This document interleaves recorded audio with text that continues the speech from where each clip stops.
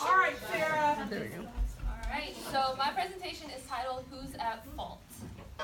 He saw a woman on campus being accosted, and he went to try to assist her and was shot in the head. Attorney Joe Little filed lawsuits against TSU on behalf of Quinn's mom and Jordan Schott. So these events, from our perspective, could have been prevented. All right, so that was actually my Uncle Joe. He is a lawyer defending two people affected by the TSU shooting that happened this past year. Jordan Schott was one of the men who was shot but survived, and Mr. Quinn, he was shot and was killed, so my uncle is suing the TSU campus for both of them. And what happened was campus police sent a letter originally to the university president saying, we are not equipped to protect against a shooting or anything threatening our campus. We need better training and better equipment. And the campus president replied saying, bug off. You have everything that you need. So the two sides to the case were the defendants believe that there's no possibility that you can ever defend against a shooting. It's just sometimes a random occurrence. But the prosecution is saying that the knowledge that the university president had could have helped these situations and they could have possibly been prevented. So my knowledge question is, how does truth and intuition help determine fault? And when I was coming to this knowledge question, I went through my process, and when I first heard about the case, I can understand both sides where everybody is coming from, so I had trouble kind of doing it for myself, kind of saying who is the real guilty or faulty party in this situation. And then I went a little bit further and said, can only one person be blamed in any conflict situation? And then I even said, how does one determine who's at fault? And then that's when I came to my knowledge question. So going right into my AOKs, the first one I did was religious knowledge systems, and I focused more on the conflict side of it. So in a religiously motivated conflict, each party believes that what they're doing to the other is justified based on their beliefs.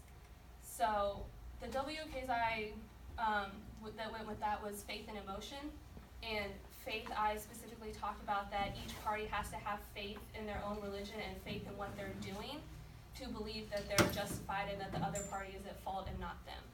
And then emotion, I went back a little bit on history, and if previous conflicts in the past and everything like that kind of makes certain parties have a predisposition to others so that they're more likely to blame them because of what they've done in the past. And one example I had was the Lord's Resistance Army. This is an organization based out of northern Uganda, and the group is wanting to overthrow the current president and kind of put into their own practice their government based on their personal interpretation of the biblical 10 Commandments. But his interpretation comes with murder, rape, and other crimes that devalue a human. So in the group's eyes, it's the fault of the Ugandan people in a whole because they think that they're running the country the way it's not supposed to, that they're hurting the people in the process. But the Ugandan citizens believe it is the sole fault of the party because they're the ones committing these heinous crimes on the citizens. So it kind of goes both ways with this situation.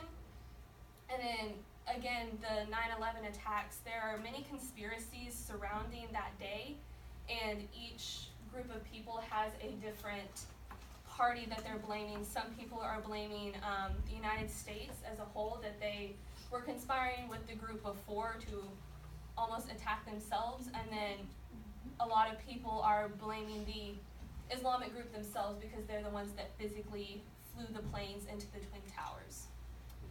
So my second AOK, I went into ethics, and I focused specifically on the ethical roundtable discussions that we've been talking about. And so I went in with truth and sense perception, and in the roundtable discussion or in most ethical topics, every expert is presented with the same facts, but it's their perception and their experiences that shape who they believe is at fault.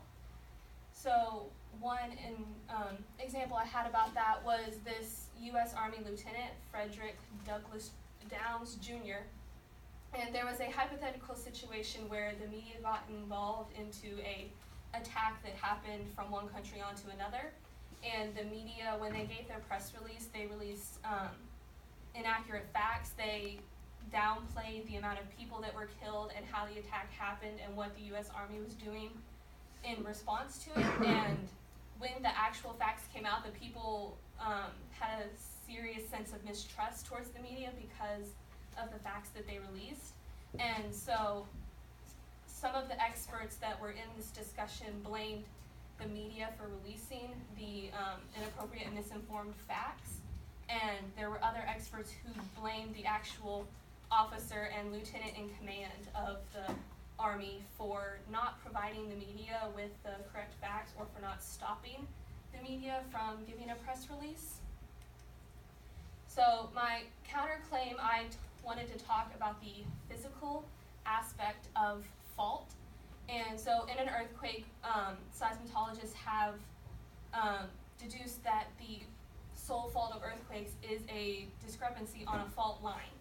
So with this, there have been no faith or emotion or perception put into this decision. It's proven, it's shared knowledge, we all know about it, and so they're saying that it's one fault. There's no two-party fault, that faults are the sole cause of earthquakes. And then to close, I want to talk about the universal applicability and personal versus shared knowledge. So on this map, I just mapped out where all of my RLSs have taken place to show that over many different perspectives and even many different countries, the knowledge question has spread and is relevant in all these places. And with personal and shared knowledge, I want to go back to my original RLS about the shooting. And when Jordan Schott gave his first-hand account to the police, that was his personal knowledge, and that was what he knew about the situation. And then once the police released his statement, that's when it became shared knowledge, and other people could take that and apply everything else to it to create their own kind of base on who's at fault. And through all of these RLSs and researching all of this, I myself came to the conclusion that in most situations you can't really determine one party that's sole at fault, because there are two parties involved and each party had to do something to kind of aggravate the other. That's what I came up with.